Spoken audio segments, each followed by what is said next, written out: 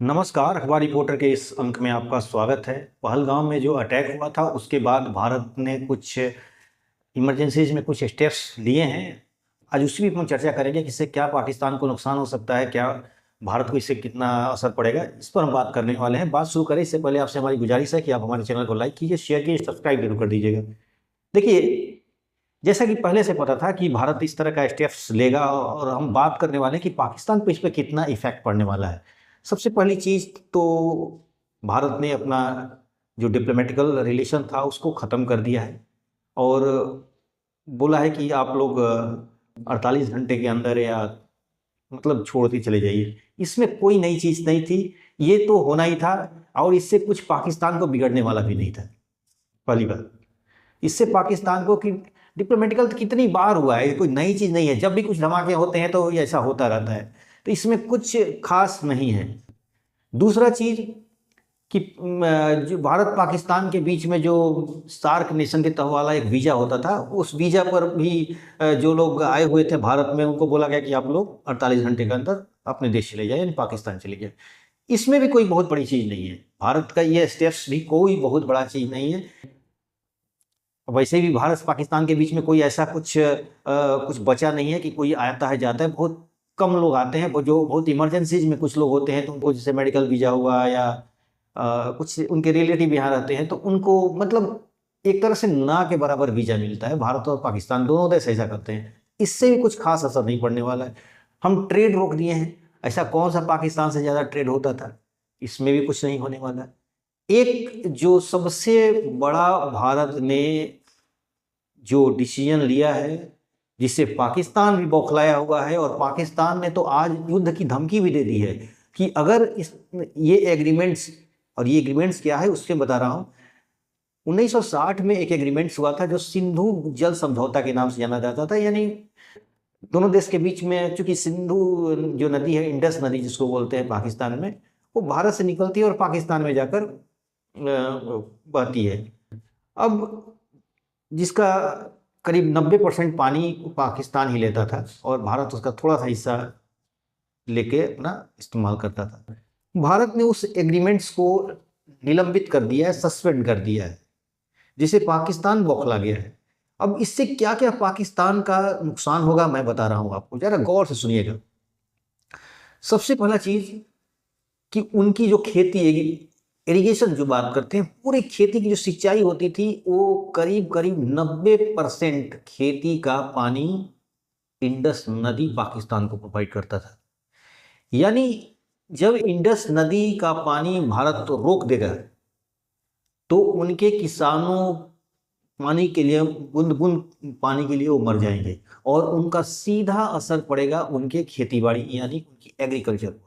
अब एग्रीकल्चर अगर का प्रॉब्लम आएगा तो क्या होगा, यानी फूड्स महंगे हो जाएंगे, फूड्स महंगे हो जाएंगे और जिसकी वजह से वहाँ महंगाई बढ़ेगी।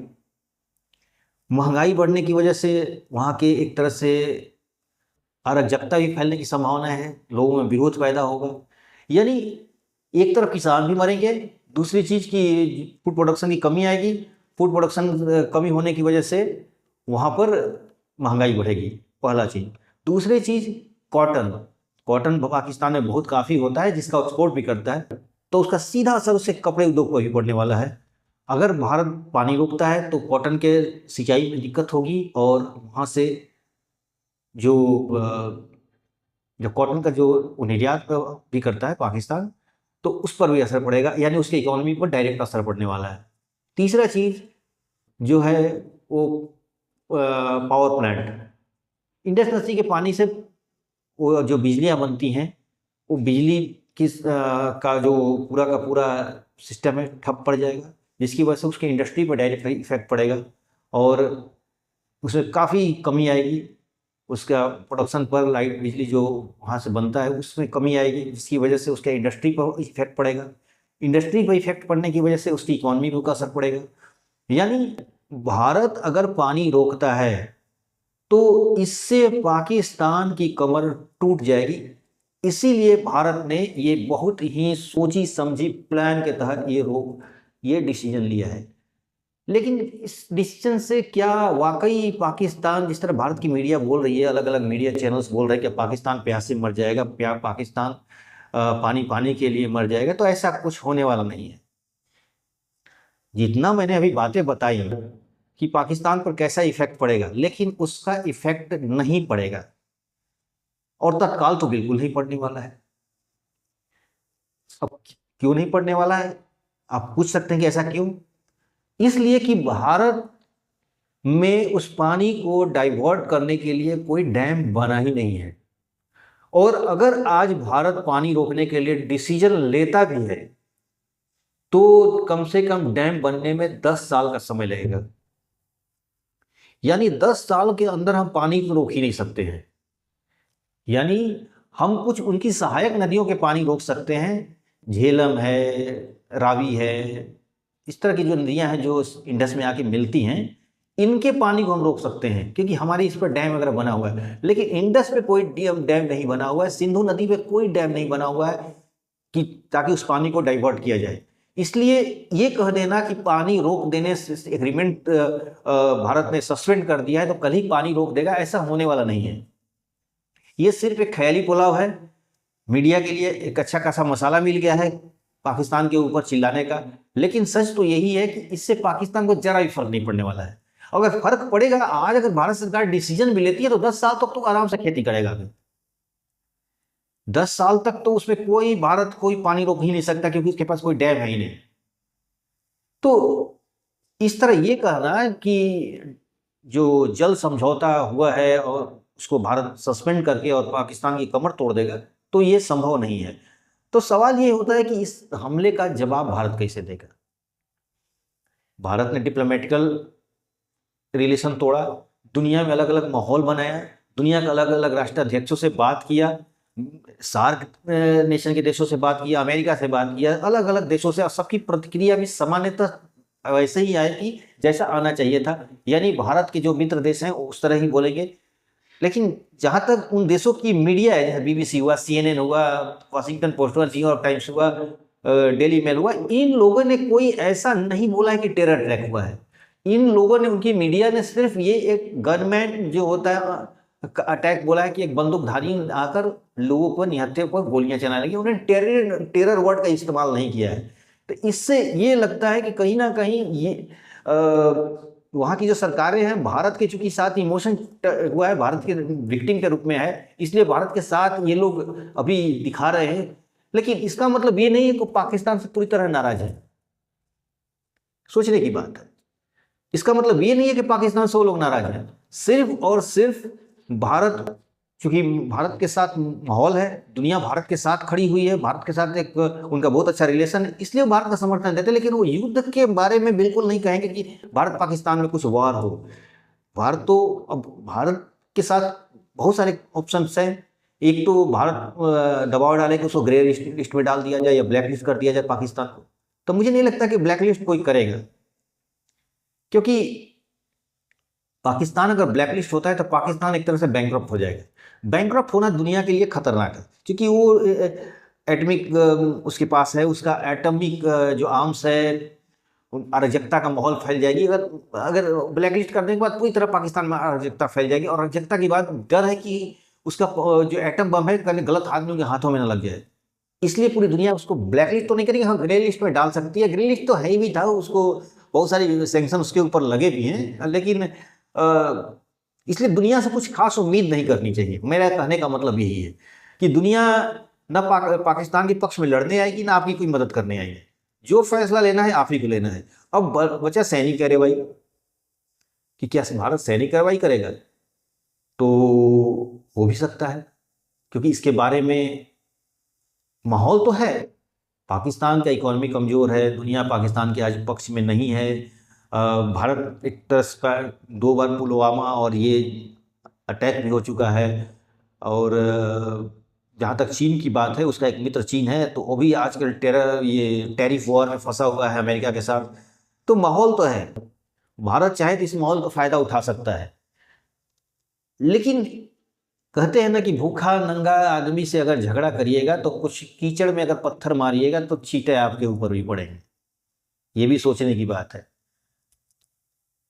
अगर भूखा नंगा आदमी तो पहले से नंगा है, अगर आप लड़ेंगे तो आपका शर्ट तो फाड़ ही देगा। तो आपका तो उसका तो कुछ नुकसान होने वाला नहीं क्योंकि पहले से वो नंगा था, लेकिन आपका शर्ट फाड़ दिया तो आप नंगे हो जाएंगे। ये भी एक डर है। और जो कश्मीर में ये लोगों ने किया है वो, उसे अब जितना भी कहा जाए वो उचित नहीं है। एकदम उस निम्न कोटि का इन लोगों ने काम किया है। लोगों का धर्म पूछा है, उनके प्राइवेट पार्ट को चेक किया है, उसके बाद नाम पूछा है। इस तरह करके न्यूज आ रही है, जिस तरह की वहाँ के जो विक्टिम है अपने अपने दुख दर्द बता रहे हैं, तो वो उस तरह का उन पर हमले हुए हैं। तो कुल मिलाकर पाकिस्तान से अगर डायरेक्ट वॉर होता है तो इसमें कोई दो राय नहीं कि लड़ाई ज्यादा नहीं खींचेगी, बशर्ते यूक्रेन की तरह कोई बैक पीछे से उसकी मदद न करना शुरू कर दे। खासतौर पर चीन डायरेक्ट नहीं आएगा, डायरेक्ट किसी लड़ाई का समर्थन भी नहीं करेगा, लेकिन हो सकता है कि पीछे से उसके आर्थिक और सैनिक सहायता देना शुरू कर दे। ये एक डर है। तुर्की जो पाकिस्तान का बहुत अच्छा मित्र है, हो सकता है कि उसे भीतर ही भीतर, सामने तो मदद ना कर, लेकिन भीतर ही भीतर उसे सैनिक और मिलिट्री और आर्म्स वगैरह की मदद कर दे, क्योंकि तुर्की बहुत अच्छा हथियारों का सप्लायर भी है। ये एक डर है जिसे भारत को टैकल करना होगा। वैसे पाकिस्तान का बहुत अच्छा मित्र सऊदी अरेबिया, लेकिन सऊदी अरेबिया आजकल भारत के पक्ष में है, अमेरिका भारत के पक्ष में है, रूस तो हमारा पुराना मित्र ही है। तो ये सब हमारे मित्र हैं, तो ये लोग तो ठीक ठाक है, लेकिन ये लोग के पक्ष में तो मतलब एक तरह से भारत अस्वस्थ है इन लोगों की तरफ। लेकिन दो देश जो हैं, चीन और तुर्की पाकिस्तान के मित्र हैं, और यूक्रेन की तरह हो सकता है कि वो पीछे से सहायता देने लगे। हो सकता है कि लोन ही के रूप में दे, लेकिन लोन के रूप में भी देंगे, भले वो पाकिस्तान बर्बाद हो जाएगा, लेकिन आपका भी नुकसान कर सकता है। देखिए, लड़ाई बहुत बड़ी चीज नहीं है, हमला कर देना, आज ऑर्डर दे दिए कल आदमी हमला कर देगी, लेकिन लड़ाई के बाद हर चीज को देखना पड़ता है, हर चीजों को समझना पड़ता है कि पाकिस्तान कहाँ कहाँ से अपनी, मैंने दुश्मन कहने का मतलब कि दुश्मन कौन कौन सी चाल चल सकता है, तो ये बातें जानने की जरूरत है। दूसरी चीज की, जहां तक मिलिट्री एक्शन होता है तो मिलिट्री एक्शन में पाकिस्तान ज्यादा टिकेगा नहीं, लेकिन बस वही जो मैंने दो डर बताया कि चीन कहीं पीछे से और तुर्की कहीं पीछे से उसकी मदद न करना शुरू कर दें, अगर ऐसा होता है तो ये लड़ाई लंबी खींच सकती है। लेकिन जहां तक बात है कि ये दोनों देश बनिया है, तुर्की भी बनिया है और जहां तक चीन भी एक तरह से बनिया है, तो उम्मीद तो नहीं है कि चीन पाकिस्तान की मदद करेगा, लेकिन हाँ लोन के रूप में मदद कर सकता है कि चलो भाई उसे कर्ज दे दो, और कर्ज देके घी पीने वाली बात है कि उसे खूब उधार में हथियार दे दो, लड़ेंगे बर्बाद होंगे तो फिर बाद में हम उसका मजा ले लेंगे, उसमें कोई उनसे सुन लेंगे। इस तरह का चीन का अपना दिमाग चल सकता है, तो इसलिए हमें इस पर भी विचार करना चाहिए कि कहीं उसे पीछे से कोई मदद न मिल पाए। दूसरे भी बात, पाकिस्तान कुछ आजकल रूस की तरफ भी ज्यादा झुका हुआ है, रूस से अच्छा खासा उसका रिलेशन बना है, उसका रेलवे लाइन ट्रैक रूस तक और इस्लामाबाद के बीच में चलाने की प्लानिंग योजना पर काम चल रहा होगा। तो हो सकता है कि भारत अगर सैनिक सहायता या कुछ इस तरह का टेक्निकल सहायता कुछ आर्म्स के रूस से मांगे, तो हो सकता है कि रूस कुछ बहाने मार दे। ये हो सकता है, इसमें कोई दो राय नहीं है। और चूंकि हमारे यहाँ ज़्यादातर हथियार रूस पे डिपेंडेंट है, तो इसमें ऐसा तो कुछ इसकी उम्मीद नहीं है, लेकिन हर संभावनाओं को लेके चलना चाहिए। दुश्मन कहाँ कहाँ तक सोच सकता है और कहाँ कहाँ तक अपने पैर फैला सकता है, हमें इसकी तैयारी पहले से करनी चाहिए। ये सारी अगर तैयारियां और सारा माहौल ठीक है, तो मेरे ख्याल से भारत को मिलिट्री एक्शन ले लेनी चाहिए।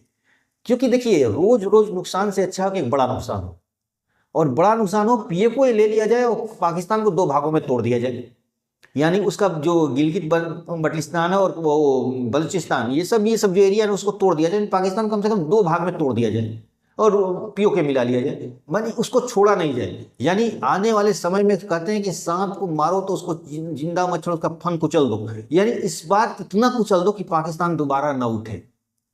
ये बात ध्यान देना होगा। दूसरी चीज, उसके कहाँ कहाँ पर हथियारों, जो खासतौर पर एटॉमिक हथियार कहाँ कहाँ पर रखा होगा, उसके लिए हमें इंटेलिजेंस इनपुट की जरूरत है, और डायरेक्ट हमले हो तो उस पर हो, ताकि उसके जो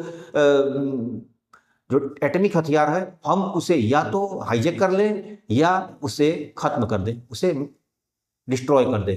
इसका भी प्लानिंग हमें करना होगा। उसके बाद ये सारे इनपुट अगर मिल जाए, और मुझे लगता है कि भारत सरकार की जो एजेंसियां इस पर काम कर रही होंगी, हम जर्नलिस्ट लोग हैं, अपना राय देते हैं, अपनी सलाह देते हैं, और हमसे भी बड़े बड़े लोग भारत सरकार के पास बैठे हुए हैं जो इस टीम में हैं, वो सारी ये बातें सोच रही होंगी, ये बातें पर प्लानिंग कर रहे होंगे। और उम्मीद है कि पाकिस्तान को इस बार सबक भारत जरूर सिखाएगा, और उसके आज कमर जो पाकिस्तान जो सांप की तरफ फन उठा रहा है उसे कुछ लेगा जरूर। तो आज के अंक बस इतना ही। नए के साथ फिर आपसे मुलाकात होगी। आपसे हमारी गुजारिश है कि आप हमारे चैनल को लाइक कीजिए, शेयर कीजिए, सब्सक्राइब जरूर कर दीजिएगा। धन्यवाद।